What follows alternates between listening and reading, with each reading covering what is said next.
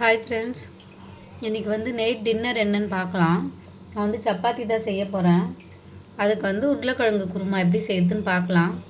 நான் ஒரு சின்ன சைஸில் இருக்கிற 3 உருளைக்கிழங்கை கட் பண்ணி சும்மா ஒரு 5 நிமிஷம் வேக வச்சுருக்கேன்.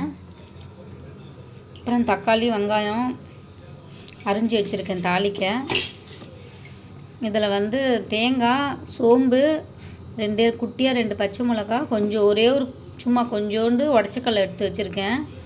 வாங்க எப்படி செய்யுதுன்னு பார்க்கலாம். எண்ணெய் சூடாகிடுச்சு.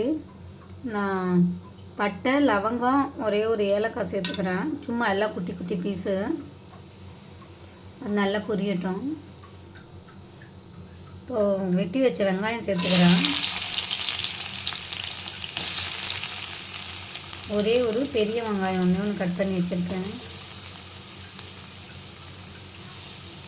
வதக்கிக்கலாம் நல்லா.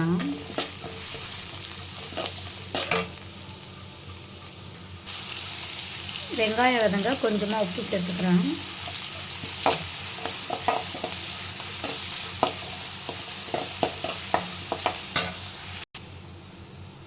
கூடவே ஒரு அரை ஸ்பூன் இஞ்சி பூண்டு பேஸ்ட்டு போட்டுக்கிறேன்.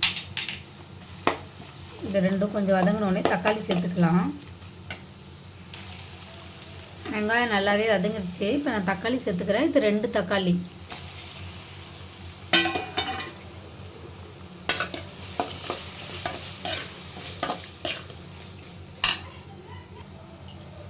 இப்போ தக்காளி வதங்க அதே மாதிரி கொஞ்சம் உப்பு சேர்த்துக்கிறேன்.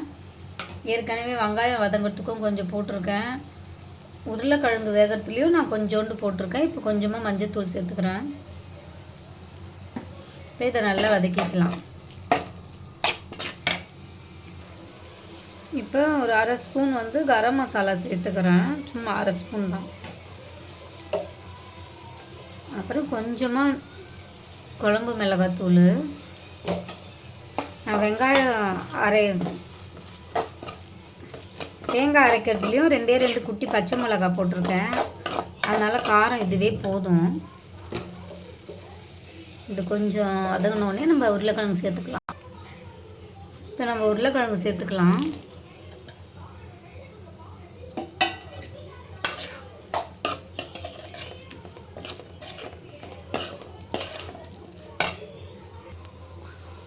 நான் இப்போ கொஞ்சம் தண்ணி சேர்த்துக்கிறேன். ஆல்ரெடி உருளைக்கிழங்கு பாதி வெந்துருச்சு. இன்னும் கொஞ்சம் வெந்தால் போதும்.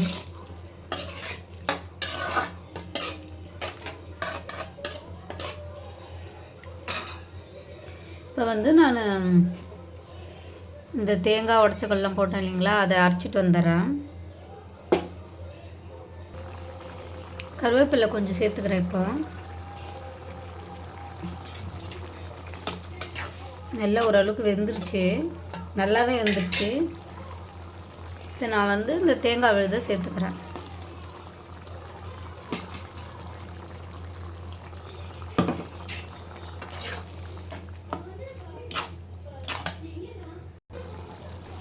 இந்த மிக்சியில் கொஞ்சம் தண்ணி ஊற்றி அதையும் சேர்த்துக்கிறேன். உங்களுக்கு எவ்வளோ தண்ணி வேணுமோ நீங்கள் பார்த்துக்கோங்க. ஸோ ஒரு 5 நிமிஷம் கொதிச்சா போதும். அவ்வளோதான், ரெடி. நம்ம இறக்கும் போது கொத்தமல்லி தூவிக்கலாம். இப்போ நான் சப்பாத்தி திரட்டிட்டு வரேன். அவ்வளோதான், ரெடி ஆயிடுச்சு. கொஞ்சமாக கொத்தமல்லி தூவிக்கிறேன். இந்த திக்னஸே எங்களுக்கு போதும். வேணும்னா இன்னும் கொஞ்சம் கூட தண்ணி ஆட் பண்ணிக்கலாம். நான் உப்பு காரம் எல்லாமே பார்த்துக்கிட்டேன். எல்லாமே கரெக்டாக இருக்குது. அவ்வளோதான் ஃப்ரெண்ட்ஸ், சப்பாத்தியும் உருளைக்கிழங்கு குருமாவும் ரெடி. இது சாய்க்கு தான். Okay, bye friends.